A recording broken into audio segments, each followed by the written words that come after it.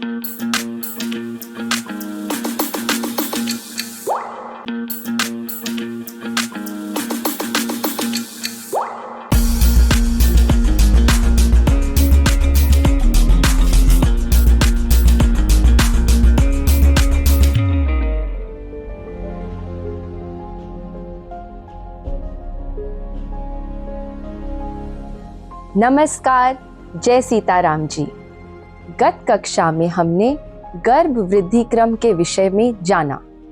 आज हम जानेंगे कि कैसे इस वृद्धि क्रम के दौरान जीव गर्भ में प्रवेश कर नरक से भी भयानक दुखद पीड़ा अथवा यातना भुगतता है और उससे मुक्ति हेतु परम पिता परमेश्वर से निरंतर प्रार्थना करता रहता है। इस संदर्भ में शास्त्रों अनुसार ज्ञात हो कि प्राणियों की चेतन वृत्ति का कारण स्वरूप पदार्थ जीव जब जगत की उत्पत्ति करने वाली माया के बलवती होने से कर्म के वश होकर अविद्या से स्वीकृत यानी अज्ञान से स्वीकार किए गए गर्भ में प्रवेश करता है, तो गर्भ में माता के खाए हुए अन्न जल आदि से उसकी सब धातुएं यानी तत्व पुष्ट होने लगती हैं और वह कृमि यानी छोटे कीड़ों आदि जंतुओं के उत्पत्ति स्थान उस जघन्य यानी बहुत बुरे मल मूत्र के गड्ढे में पड़ा रहता है। वह सुकुमार तो होता ही है, इसलिए जब वहाँ के भूखे कीड़े उसके अंग प्रत्यंग नोचते हैं तब अत्यंत क्लेश के कारण वह क्षण क्षण में अचेत हो जाता है। माता के खाए हुए कड़वे, तीखे, गरम, नमकीन, रूखे और खट्टे आदि उग्र पदार्थों का स्पर्श होने से उसके शरीर में पीड़ा होने लगती है। वह जीव माता के गर्भाशय में झिल्ली में लिपटा और आंतों से घिरा रहता है। उसका सिर पेट की ओर तथा पीठ और गर्दन कुंडलाकार मुड़े रहते हैं। वह पिंजरे में बंद पक्षी के समान पराधीन एवं अंगों को हिलाने डुलाने में भी असमर्थ रहता है। इसी समय अदृष्ट की प्रेरणा से उसे स्मरण शक्ति प्राप्त होती है और तब उसे अपने सैकड़ों जन्मों के जन्म याद आ जाते हैं और वह बेचैन हो जाता है तथा उसका दम घुटने लगता है। 7वां महीना आरंभ होने पर उसमें ज्ञान शक्ति का भी उन्मेष यानी विकास हो जाता है, परंतु प्रसूति वायु से चलायमान रहने के कारण वह उस उदर में उत्पन्न हुए विष्ठा के कीड़ों के समान एक स्थान पर नहीं रह सकता।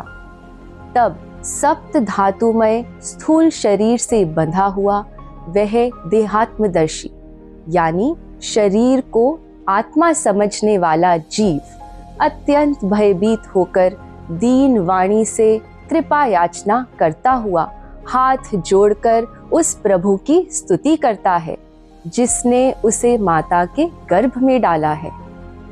इस तरह वह जीव गर्भ में ही जब विवेक संपन्न होकर भगवान की अत्यंत स्तुति करता है, तब उस अर्धामुख बालक को प्रसव काल की वायु तत्काल बाहर आने के लिए ढकेलती है।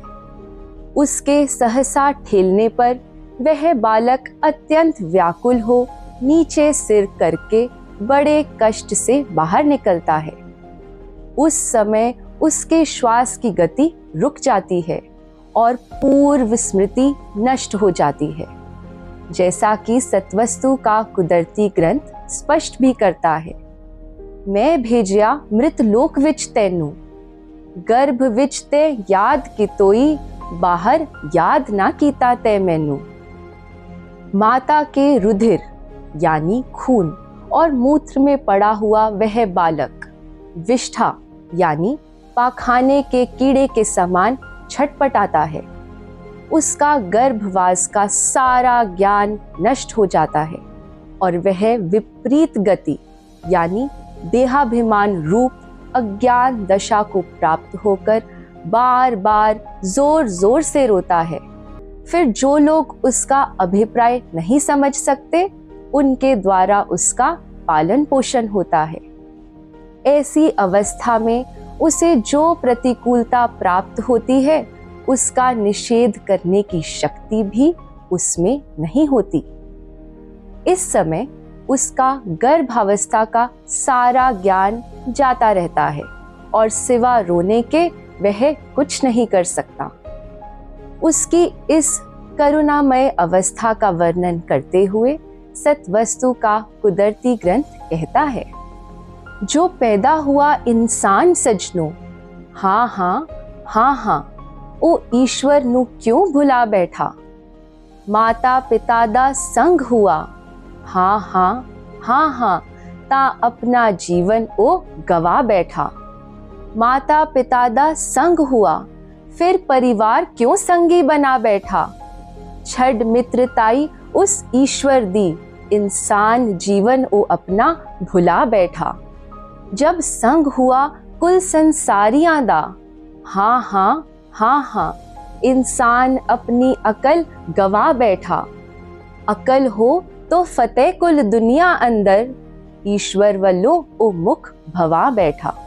कहने का आशय यह है कि गर्भावास काटने के पश्चात शरीर के माध्यम से जीव जब जीवन को अर्थात जीवित रहने की अवस्था को धारण करता है, तो इस संसार में आते सार ही यानी आंखें खोलते ही बलवती माया के अधीन हो अपने दिव्य ज्ञान, गुण व शक्ति को पूरी तरह से भूल आत्मविस्मृत हो जाता है।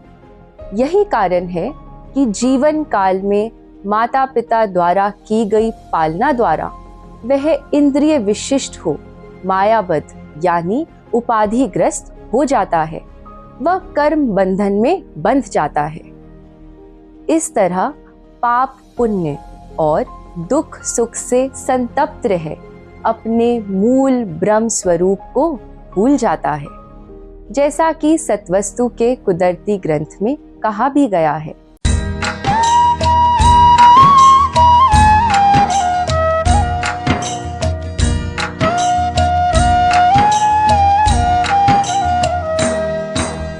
असली स्वरूप न भूलिया, मन कई जूना विच भटकावी।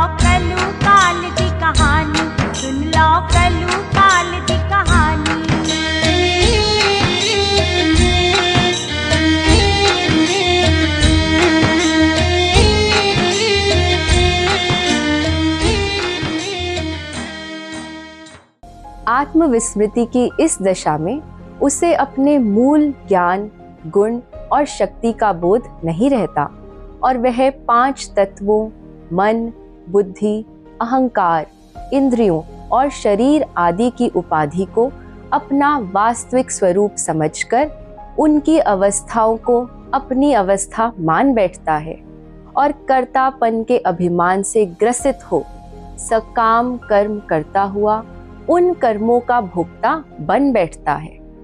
इसी कारण वह जन्म मरण के चक्रव्यूह में फंस संसार में बार बार आवागमन करता रहता है, जैसा कि शास्त्र विहित इन पंक्तियों से अभिव्यक्त भी होता है। हौ मैं दा तेनु रोग लगा हाई, मोह माया दी फांसी। गूढ़ी निंद्रा विच तू सो गयो, पंज चोर खड़े नी से रांधी। जन्म दी मर्म ना जानी, जन्म दी मर्म ना जानी। आशय यह है कि जीवात्मा को गुण तथा गुण के कार्यों से पृथक न समझने का अविवेक जीव में अविद्या यानी अज्ञान उत्पन्न करता है, जिसके अधीन हो जीव सूक्ष्म शरीर को अपना वाहक बना एक शरीर को छोड़कर दूसरे शरीर में जाता आता रहता है। यहाँ यह भी जानना आवश्यक है कि शरीरों के बदलने से जीव नहीं बदलता, अपितु जगत की उत्पत्ति करने वाली माया के बलवती होने से कर्म के वश होकर अविद्या से स्वीकृत यानी अज्ञान से स्वीकार किए गए गर्भ में बारंबार प्रवेश करता रहता है और जीवन पर्यंत जीव विषय गुणों जैसे इच्छा द्वेष, सुख दुख, विषय ज्ञान, प्रयत्न, मन संकल्प, विचारना, स्मृति, कला विज्ञता यानी भौतिकता आदि में फंसा रहे तीनों तापों की त्रास भुगतता है। फिर इन तीनों तापों से मुक्ति पाने हेतु दासी भाव में आ ईश्वर आगे फरियाद करता है।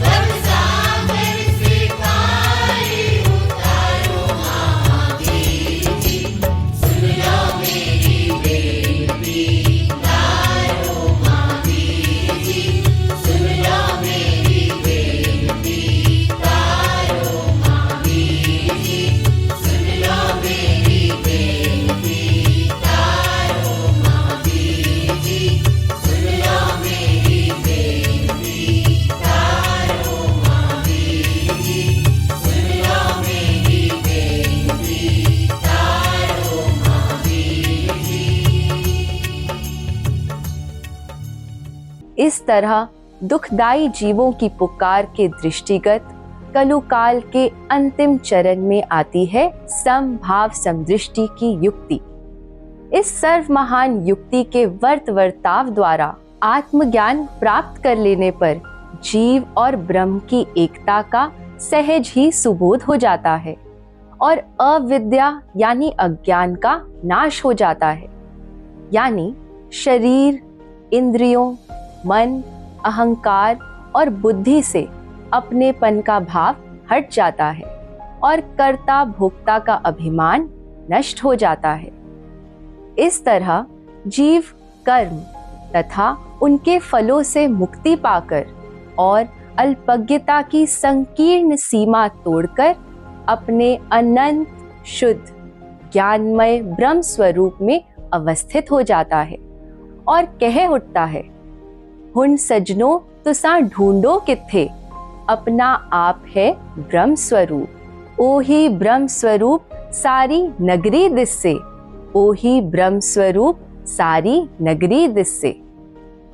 सारतः कहने का अभिप्राय यह है कि जन्म जन्मांतरों की त्रास से मुक्ति पाने के लिए आत्मज्ञान ही एकमात्र साधन है, जो कि यदि जीव को माता पिता द्वारा गर्भाधान यानी गर्भ का बीज रखते सार ही अथवा गर्भ से बाहर आते सार ही उचित पालना द्वारा प्रदान कर दिया जाए तो उसे आत्म तत्व का अनुभूतिक सम्यक ज्ञान हो जाता है। ऐसा होते ही जीव अविद्या से उत्पन्न भेद बुद्धि का नाश कर आत्मस्मृति में आ जाता है और अपने अलौकिक गुणों व दिव्य शक्तियों से परिचित हो समभाव समदृष्टि हो जाता है। इस तरह जीवन की विभिन्न परिस्थितियों में समचित समबुद्ध बने रहते हुए वह परस्पर आत्मीयता युक्त सज्जन भाव का व्यवहार करते हुए वह जितेंद्रिय, जन्म मरण, हर्ष शोक, मान अपमान, सुख दुख आदि से मुक्त हो परम पद का अधिकारी बन जाता है और मृत लोक पर फतेह पा आवागमन के चक्कर से आजाद हो जाता है। इस तरह वह आध्यात्मिक ताप पर फतेह पा जाता है। आध्यात्मिक ताप जीत लेने से बाकी दो ताप अपने आप समाप्त हो जाते हैं, जैसा कि परमेश्वर कहते भी हैं। पहला ताप जीत लेने से अर्थात आत्मपद की प्राप्ति कर लेने से बाकी दो ताप यानी आधि भौतिक और आधि दैविक बिना यत्नों समाप्त हो जाते हैं। इस तथ्य के दृष्टिगत ही शास्त्र हर अभिभावक अथवा दंपत्ति को सुझाव देते हुए कहता है कि गृहस्थ आश्रम में प्रवेश करने से पूर्व ही यानी बाल अवस्था से ही आप कर्म करने वाले सच्चे योगी बने, निष्काम कर्म करें, अपनी ज्ञान की अग्नि में अज्ञानता का नाश करें, ताकि भावी संतति की नींव सुदृढ़ता से स्थापित हो सके और सज्जन युग की स्थापना सहजता से हो जाए। आशय यह है कि आत्मज्ञान के अभाव में मुक्ति कदापि संभव नहीं, अतः समय रहते ही अपना व अपनी संतानों का जीवन बनाने हेतु अथवा जीवन के चरम लक्ष्य यानी मोक्ष को पाने हेतु खुद को व अपने बच्चों को सज्जन श्री शहंशाह हनुमान जी द्वारा बताई युक्ति अनुसार मूल मंत्र आद अक्षर के अजप्पा जाप द्वारा अपने ख्याल को ध्यानवल व ध्यान प्रकाशवल कर सीधा आद स्रोत से आत्मज्ञान प्राप्त करने का तरीका समझाओ, ताकि वह बहरूनी दृष्टि से मिथ्या धारणा के स्थान पर अंदरूनी दृष्टि से सत्य धारणा करने में सक्षम बने। इस तरह सर्वव्याप्त निज आत्म तत्व की पहचान कर वे अपने वास्तविक ज्ञान, गुणों व शक्तियों का अफुरता से इस्तेमाल करने की कला में निपुण बने और एक आत्मनिर्भर इंसान की तरह आत्मविश्वास के साथ कुशलता पूर्वक अपने जीवन का निर्विकारिता से संचालन करते हुए अंत विश्राम को पा सके। सज्जन श्री शहंशाह महावीर जी के द्वारे पर होने के नाते वह सत्वस्तु के कुदरती ग्रंथ के पास होते हुए जानो यह हमारा प्राथमिक कर्तव्य है। अतः इस कर्तव्य पालना के निमित्त हमने शास्त्र विहित बच्चों की पालना के ढंग को, जो कि आगामी कक्षा में बताई जाएगी, भली भांति समझकर अमल में लाना है। इस संदर्भ में जानो कि शास्त्र भी कहता है कि माता पिता का फर्ज अदा जो है उच्च पदवी, इसी से आत्मपद की प्राप्ति हो सकती है। यानी आप आत्मज्ञान प्राप्त करना और आत्म केंद्र में स्थिर रहना तथा अपनी संतानों को भी बाल अवस्था से ऐसा करने में समर्थ बनाना मानव का सर्वोच्च उत्तरदायित्व है। जानो, स्वेच्छा पूर्वक इस उत्तरदायित्व का पालन करने से घर परिवार के सदस्यों का समुचित शारीरिक, मानसिक, बौद्धिक व आत्मिक विकास हो सकता है और व्यक्तिगत स्वभावों और व्यवहारों में सतयुगी नैतिकता व संस्कृति अनुरूप सकारात्मक सात्विक बदलाव आने लगता है। कहने का आशय यह है कि घर सतयुग बनने लगता है और कुल समाज के प्रति अपने दायित्वों को निज धर्म समझकर निष्कामता व परोपकारिता की भावना से निभाने की प्रेरणा भी उत्पन्न होने लगती है। परिणाम स्वरूप विशुद्ध चेतना का उद्भव होता है और इंसान अपने समस्त कर्तव्य ईश्वर के निमित्त समर्पित कर अकर्ता भाव से उनका पालन करते हुए परम सिद्धि प्राप्त कर लेता है। इस प्रकार कर्तव्य परायणता अभेद भावना की ओर ले जाकर ईश्वर से मेल करा देती है। तभी तो कहा भी गया है, फर्ज अदा है वो जीत, बाजी जित लई उस अपनी, जीत सदा ही जीत सजनों, जीत सदा ही जीत। इस महत्ता के दृष्टिगत हर दंपत्ति से निवेदन है कि गृहस्थ धर्म का फर्ज अदा कुशलता से निभाने हेतु आप तो आत्मज्ञान प्राप्ति की महत्ता को समझो ही, साथ ही जितनी छोटी उम्र से हो सके अपने बच्चों में भी इसका बीजारोपण कर दो। जानो, ऐसा इसलिए कह रहे हैं क्योंकि एक आत्मज्ञानी ही अपने असलियत स्वरूप को सर्वव्याप्त मानते हुए विवेकशीलता से अपने जीवन का हर कर्तव्य कर्म धर्म संगत सत्य निष्ठा से निष्कामता पूर्वक निभा सकता है और अपने मन पर फतेह पा जगजीत नाम कहा सकता है। जानो, यह अपने मन को संकल्प रहित रखते हुए अपने घर परिवार व समाज का उद्धार करने का उचित तरीका है।